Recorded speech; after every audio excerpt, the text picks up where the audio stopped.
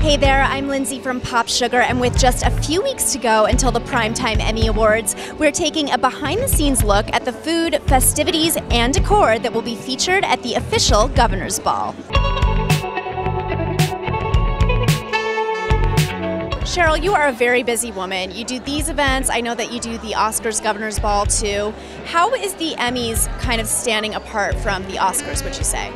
Well, I think how the Emmys stands apart from any event, it's 4,000 people. A lot of people. Yeah, a lot of people. So it's like the largest sit-down dinner in North America. Now for you, what is your personal highlight or your favorite memory from a past Emmys Governor's Ball? Wow, I guess it's when Seal walked up to me 5 years ago. Jerry Ann was the ball chair, and here comes Seal, right like this, and says, "Can I sing a song?"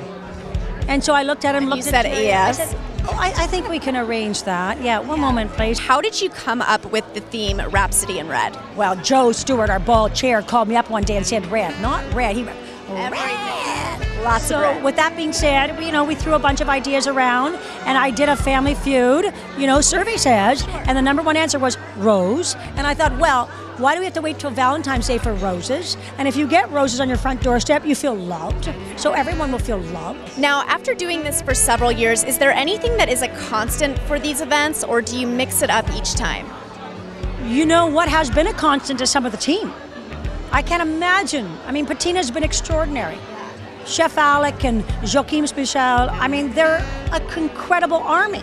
It takes an army to celebrate something this large.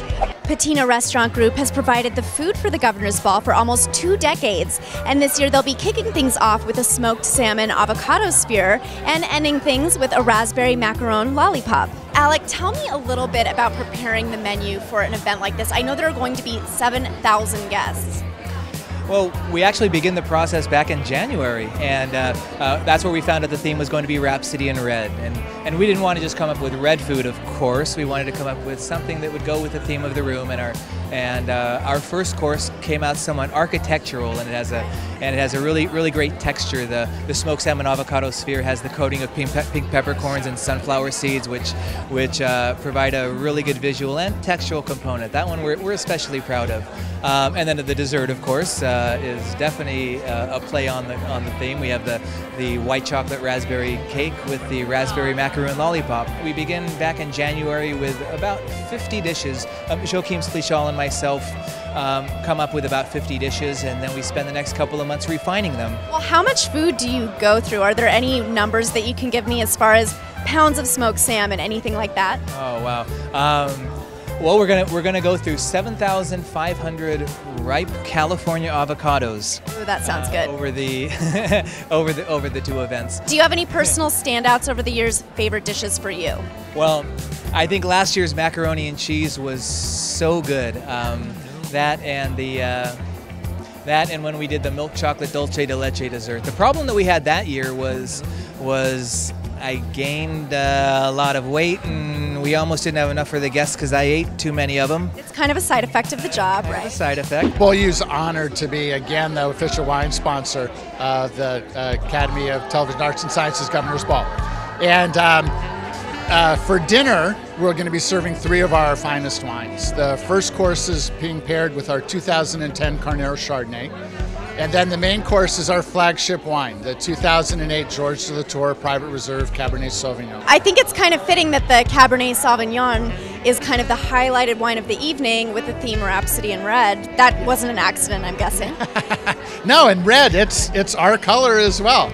This year's Governor's Balls boast some pretty impressive numbers. Between the primetime and creative arts events, there will be more than 7,000 attendees and give or take 200,000 roses used in the decor. The theme this year is Rhapsody in Red. Obviously, you're working with a ton of beautiful red roses. Well, Rhapsody in Red requires deep, rich, elegant, sexy red flowers. And the sexiest red flower that exists is the rose. We're using a couple different variations of roses. We're using Freedom Roses and Black Magic Roses. What's interesting to me too is just how much most of the centerpieces focus just on the rose. So I like the simplicity of it. Is this something that people at home could maybe replicate if they wanted to? Definitely. This is such a design that's so doable. The larger you go and the more detailed you go, the more expensive it goes. But You can get the red rose at your local grower. You can get smaller containers in the metallics. It's very hot right now. The silvers, the mirrors, even the golds. And you can create a smaller look for your table at home.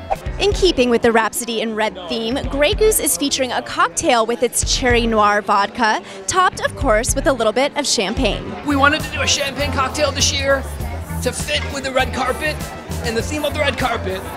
So we're going to start with 1.5 ounces of cherry noir, which is the newest flavor for a Grey Goose.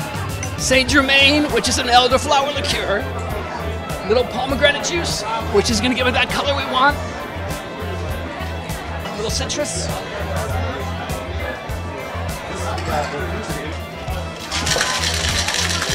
Do you know about how many bottles of cherry noir you guys might go through? Probably 150 cases. And a little Grey Goose topper with the cherry. Exactly. Remember, this is on camera, so be kind. Excellent, excellent work. Thank you so much.